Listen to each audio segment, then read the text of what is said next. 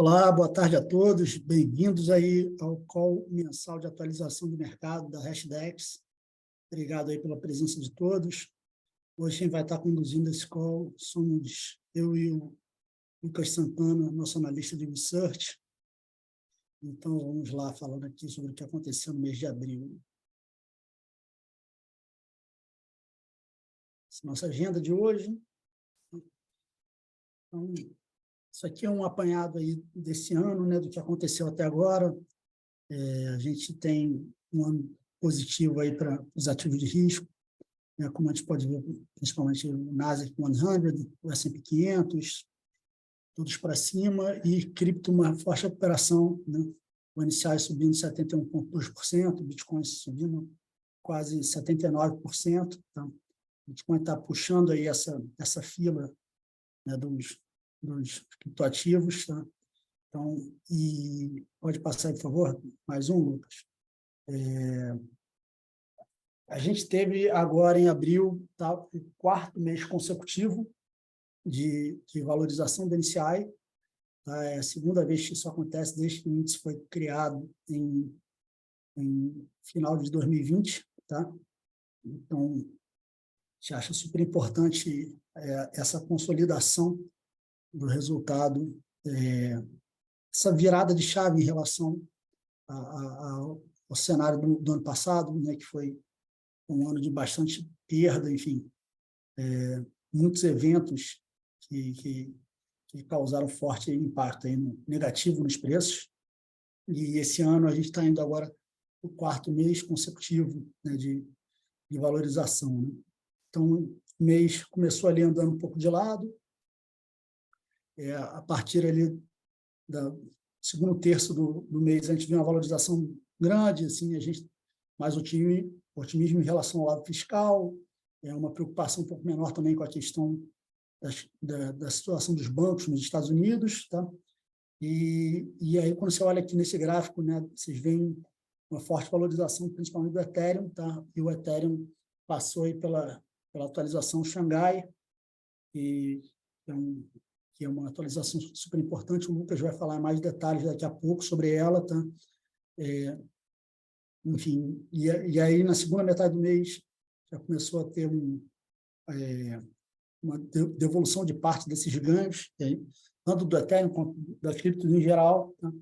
E assim, que a gente vê que, além de ter sido aí o quarto mês seguido, né, de valorização, a gente também está tendo um size premium aí negativo no mercado de cripto.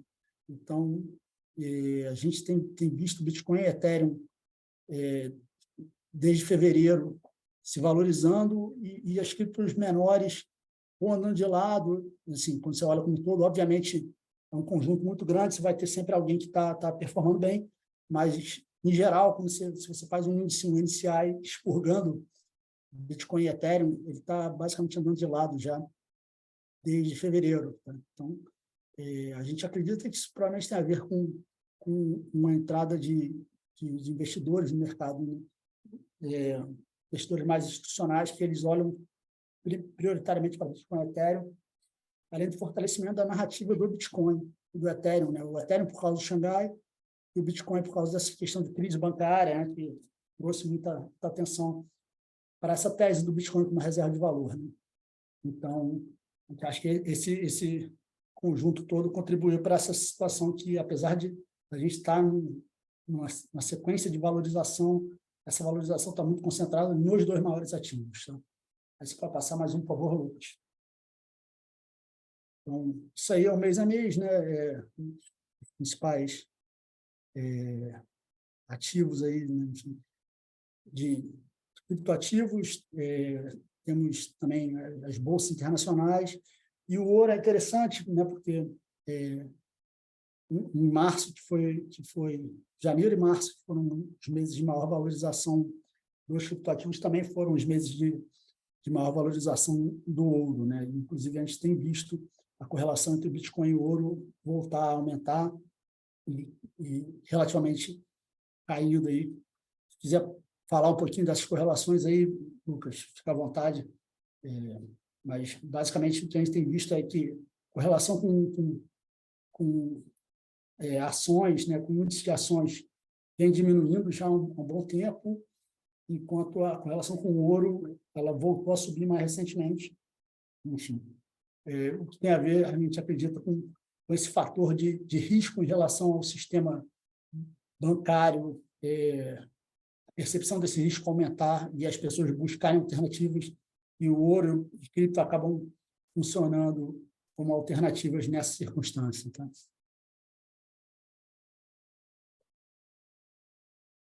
Podemos seguir aí, Lucas. Agora o Lucas vai falar um pouquinho para a gente sobre o Xangai, o que aconteceu de lá para cá. Valeu, João. Bem, pessoal, boa tarde a todos. Obrigado mais uma vez estando aqui com a gente no mês de maio, né, para a gente olhar o que aconteceu em abril e também esse acompanhamento que a gente tem feito desde o início do ano, né? Como o João falou, a gente de fato acredita que a gente está nessa fase de mudança e virada de chave no mercado. O mercado tem respondido, o cripto em particular, super bem desde o início do ano. E eu acho que um ponto super relevante que a gente até ressaltou lá em dezembro do ano passado, relacionado com o ponto de vista, as perspectivas de fundamentos para a cripto nesse ano, foi justamente uma coisa que lá atrás a gente falou sobre mais uma atualização na rede Ethereum, né, o segundo criptoativo por capitalização de mercado hoje, né, a atualização Xangai. E eu vou contar aqui, essencialmente, nesses próximos minutos, um pouco do que a gente tem visto 3 semanas depois da atualização, que foi realizada com sucesso, né? Antes disso, só lembrar a todos que a gente tem a nossa aba aqui no call para perguntas, então fiquem à vontade aí para deixar alguma pergunta que vocês tenham em relação ao que a gente está cobrindo hoje aqui na apresentação ou qualquer outro tipo de questão que a gente possa endereçar ao final da apresentação.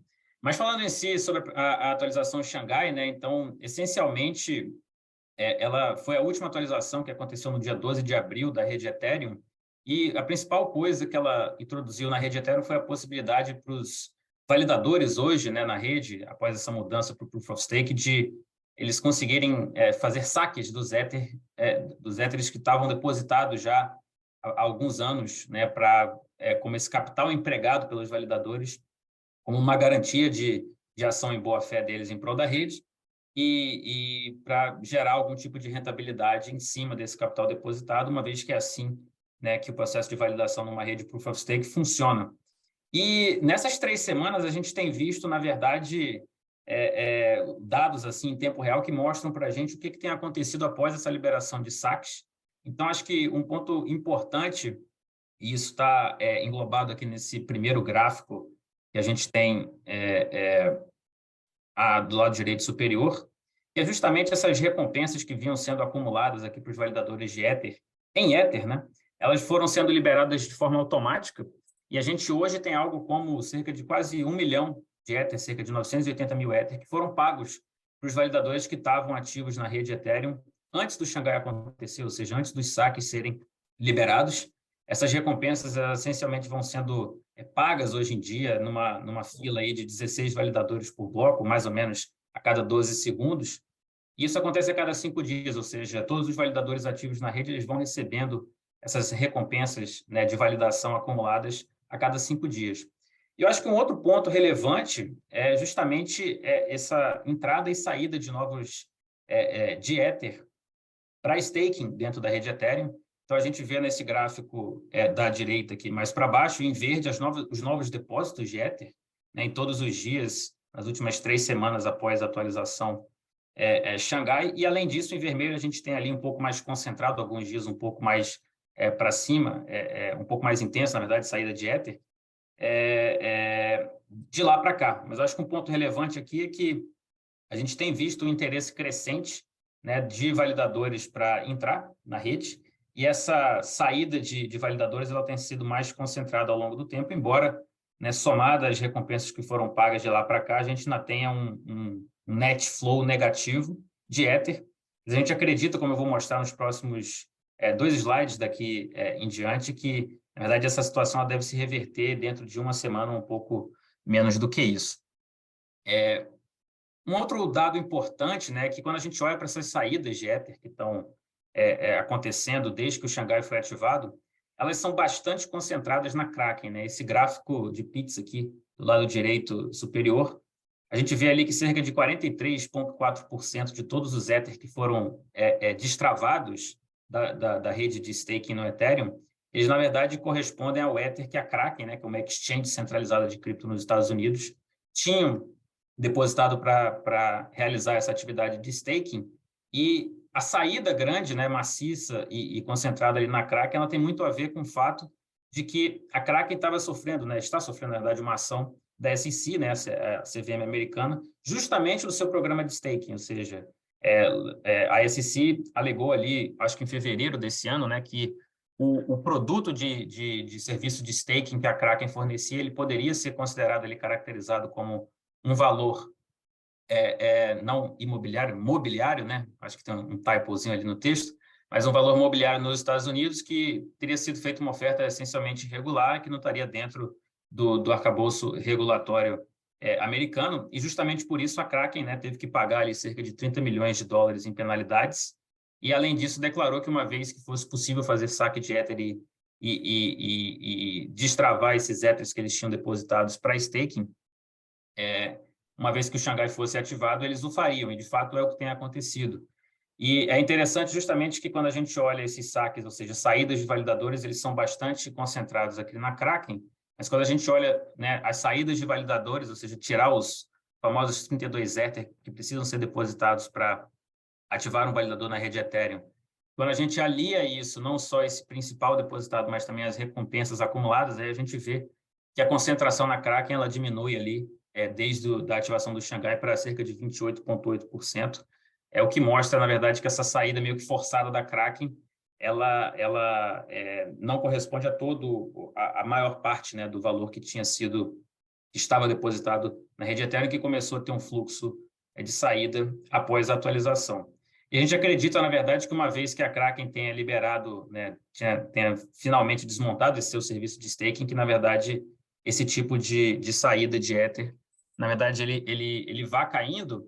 Isso eu acho que é bem corroborado com o que a gente tem visto nas últimas semanas, né? Aqui a gente tem, essencialmente, o fluxo de entrada e o fluxo de saída hoje, né? Essa aqui é uma foto da manhã de hoje, dentro da rede de validação do Ethereum, e como a gente consegue ver, hoje em dia a gente tem ali um número maior, né, de validadores tentando entrar para começar a fazer staking, um número menor do que esse primeiro saindo, ou seja, na verdade, se a gente puder estimar na próxima semana, né, quarta-feira, provavelmente que vem, a gente já vai ter um número de validadores ativos maior do que o que a gente tem hoje, e a gente acredita que isso é uma consequência natural da ideia de que, ao você poder sacar Ether, na verdade, você tira, né, aquela iliquidez intrínseca que o staking no Ethereum tinha até o Xangai acontecer, e, na verdade, o interesse do investidor do Ether, né, por participar, né, nessa atividade de staking, a gente acredita que ele deve crescer nos próximos meses, e isso é uma indicação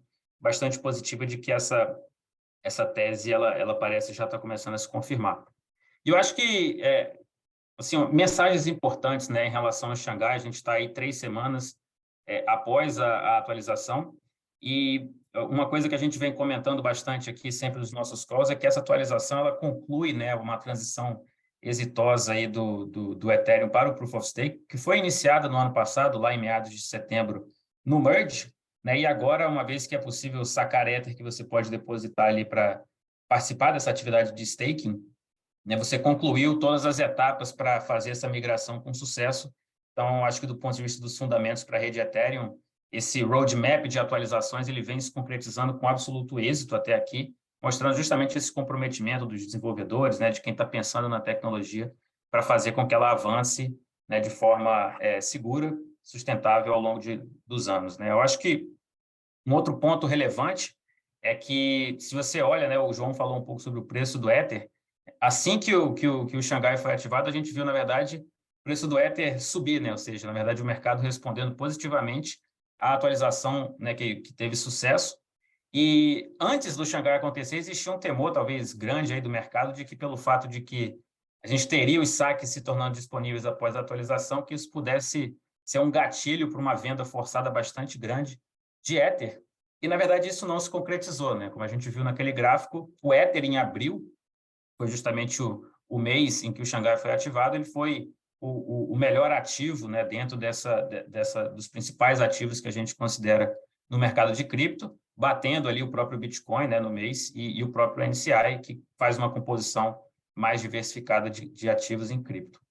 E aí, uma coisa que eu já comentei, mas eu acho que é sempre importante ressaltar, é justamente o fato de que agora a gente não tem mais esse aspecto de iliquidez, né? Uma vez que você agora, depositando Ether para fazer validação na rede Ethereum, você sabe que existe uma previsibilidade de que você pode destravar aquele Ether em algum momento. E isso é interessante justamente porque a gente acredita que o interesse para os investidores, e aí quando a gente fala principalmente de institucionais, né, uma vez que a gente acredita que esse interesse deve aumentar, justamente porque agora você tem essa previsibilidade de que o Ether depositado ele pode se tornar líquido, coisa que ele não poderia anteriormente, antes do Xangai acontecer. E dessa forma, né, a gente tem também o Ether sendo agora esse ativo digital que gera dividendos, né? Você, hoje em dia, ao participar dessa atividade de staking, você consegue uma rentabilidade anual em Ether, né, que seria algo como 4%, 5% ao ano. Então, de fato, existe uma ideia aí de uma geração de dividendos desse ativo digital que pode também trazer, né, aumentar o interesse de participantes, de investidores pelo ativo. E a gente acredita que isso, mais uma vez, fortalece essa ideia de que, no médio e longo prazo, o Ether como um ativo, né, agora produtivo e que tem as suas outras utilidades dentro do mundo de blockchain e da sua blockchain em particular, né, que é o Ethereum, ele, do ponto de vista de fundamentos, ele tem se fortalecido bastante. Eu acho que mais essa atualização corrobora essa ideia, né? Agora eu retorno para o João. Eu acho que ele vai falar agora sobre um tema super interessante, né? Um estudo recente feito pelo nosso time de gestão, justamente sobre como melhorar a relação risco-retorno de uma carteira, incluindo cripto. Então, eu passo de volta para você, João. Obrigado, Lucas. Então, vamos lá. Isso aí é um tema, digamos, oportunista, no sentido que ele veio motivado pelo que está acontecendo no momento, pelo que a gente tem visto no mercado e tem conversado com as pessoas, ouvido. Então, basicamente, a gente está num momento de mercado que você tem dinheiro fluindo para fora de capital de risco, né, de ativo de maior risco, enfim, e buscando maior segurança. Então, uma redução do nível de risco das carteiras, né? E a gente tentou parar para se questionar qual o papel de cripto, né? O cripto pode ter nesse momento de mercado, né? E aí a gente acabou gerando esse estudo, que foi tema, né, de uma reportagem lá no Valor, enfim, trazendo aqui para vocês um resuminho, né, de qual é essa ideia, se puder passar, por favor, Lucas. Basicamente, a gente olhou para duas carteiras, e aí uma carteira com 20% de bolsa e 80% de CDI, tá? E partindo da premissa que eu quero reduzir o nível de risco da minha carteira, então eu levaria isso para 15% de bolsa, né? De 20 para 15, 85 CDI. Só que a gente fala que, ao invés de levar para 15, leva para 12,5 de bolsa com 2,5 de cripto, ou seja, mais ou menos uma proporção de 6 para 1, né? Que estudos prévios que a gente já tinha feito mostraram que essa é mais ou menos a proporção, que o efeito de diversificação entre a bolsa e cripto, apesar de cripto ter uma vol mais alta, o efeito de diversificação entre esses dois ativos faz com que o nível de risco seja semelhante. Então, 6 partes de bolsa, ou 5 de bolsa e uma de cripto, tem mais ou menos o mesmo risco pelo efeito de diversificação. Tá? Então, a gente falou, enfim, usando esse exemplo para mostrar como que, quando você está reduzindo o nível de risco, como você consegue conjugar uma redução de nível de risco da sua carteira com até um incremento, né, do seu retorno esperado. Então, basicamente, é isso que a gente fez. O gráfico aqui do lado, ele mostra, né, um retorno acumulado dessa estratégia, né, comparando a mancha azul escura aí, né, seria essa carteira com bolsa e CDI só, e a linha cinza, né, mais acima, ela é essa estratégia com 85% de CDI, 12,5% de Ibovespa e 2,5% de cripto, né? E aí, no próximo slide, a gente tem uma análise um pouco mais detalhada, e assim, o que eu acho interessante aqui, né? É que quando a gente compara as duas estratégias, né? A gente tem, ao longo desse período, né, que são quase 10 anos, aí, são 9 anos mais um pedacinho de 2023, né, a gente tem que 7 anos essa estratégia gerou mais retorno do que a estratégia, digamos, de mais risco, né? Em 9 anos ela gerou menos volatilidade. A única exceção que a gente tem é justamente 2017, que essa estratégia foi mais volátil do que a estratégia de 20 Bolsa, 80 CDI, mas foi, ao mesmo tempo, foi o melhor ano, então foi uma volatilidade do bem, né?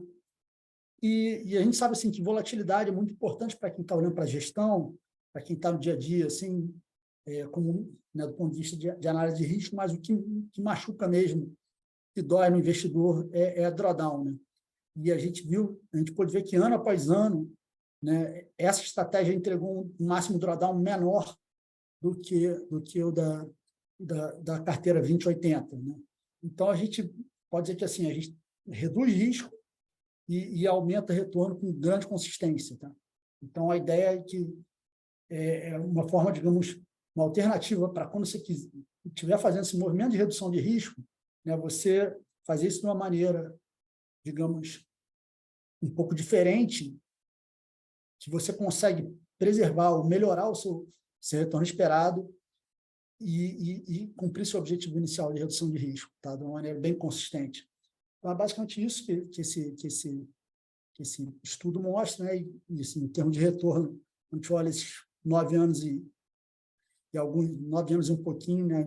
Sai de 126%, né? Para quase 180% de retorno.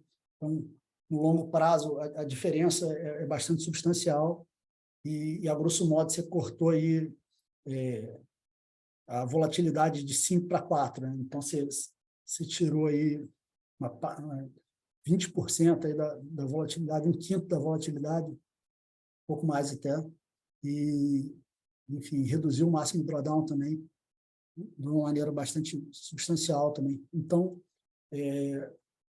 isso assim, é o que a gente queria, enfim, trazer essa ideia que é legal, dá para reduzir, o cripto pode ter um papel nesse momento que você está querendo reduzir risco das carteiras, é isso que a gente queria mostrar. Então, qualquer dúvida, enfim, qualquer informação a mais, a gente está às ordens aí. E por aqui a gente encerra a nossa apresentação. Se tiverem alguma pergunta a mais, enfim, alguma coisa que vocês queiram colocar, a gente está aqui às ordens.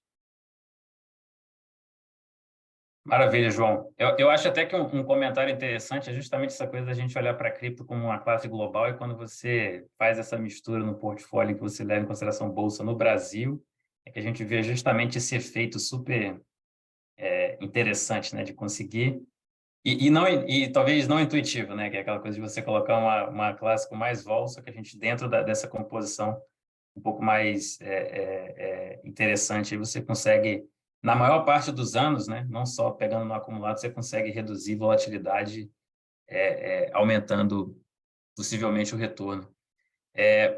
Tem uma pergunta aqui no chat, né, que é se esse estudo foi feito utilizando algum produto específico da Hashdex, ou seja, se a gente está utilizando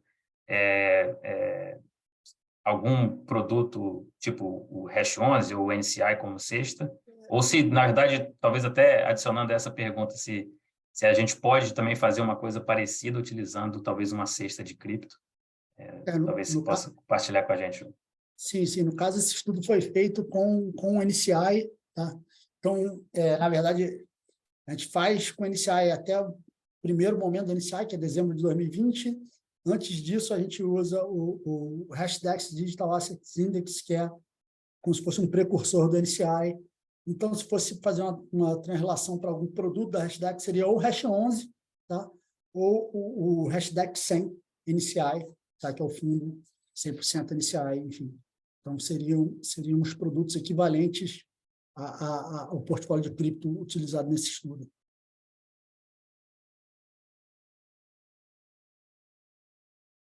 Mais alguma pergunta? Se não tivermos, podemos encerrar por aqui. Ninguém? Hoje é isso. Super quarta, né? Todo mundo super atento ao que está É, acontecendo aí em decisão de política monetária. Mas eu acho que é isso então, né, João? isso. Obrigado aí a todos pela presença. Esperamos vocês aí no mês que vem. E, se tudo der certo, com o 5º mês consecutivo para cima. Valeu, Valeu, gente. pessoal. Uma Obrigado aí. boa Boa tarde a tarde. todos. Ótima semana. Tchau, tchau. Opa, apareceu uma pergunta aqui. Acho que foi uma saudação. Uma saudação. Um abraço. Obrigado. Valeu. Tchau, tchau.